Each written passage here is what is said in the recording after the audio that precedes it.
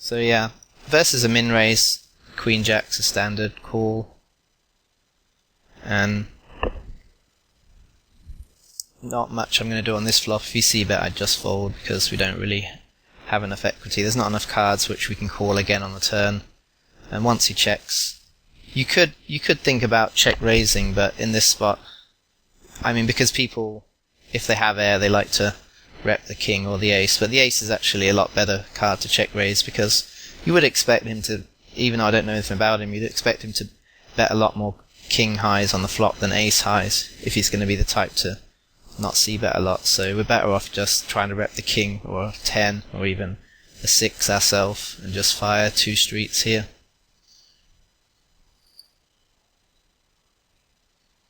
And my standard bet size is pot, so I just pot the river. I'll just pause it for a sec. The reason why in these sort of small pots, unless there's other considerations, like you want to bet big enough so that like if there's not much, if the stack pot ratios are quite small, then you might want to bet less than pot. Like the standard situation, 3 bet pots, you want to get 3 streets in, so you're not going to pot the flop or anything like that because the stack size just get really awkward. But in small pots like this, basically the bigger you bet, the better. And that's a theoretical point, really. Basically, it's all in the mathematics of poker. They go through this, which is a must-read, really, even though I'm not particularly great at maths, and most of the maths goes over my head, but you can just look at the conclusions and you put that into your game.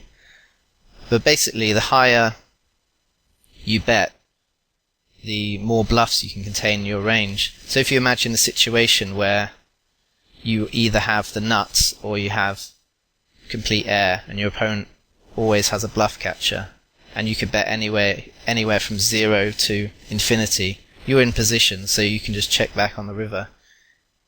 If you bet infinity, then you could have 50% bluffs and 50% value, and as it goes down from infinity, the amount of bluffs is going to lower. So if you bet pot on the river, you're going to only be able to bluff unexploitably with 33% of your range. And if you do that, if you have exactly 33% bluffs, then it literally doesn't matter what he does versus you. It's going to be the same result, like it's a completely break-even situation. So that would be a sort of game theory optimal bet size. And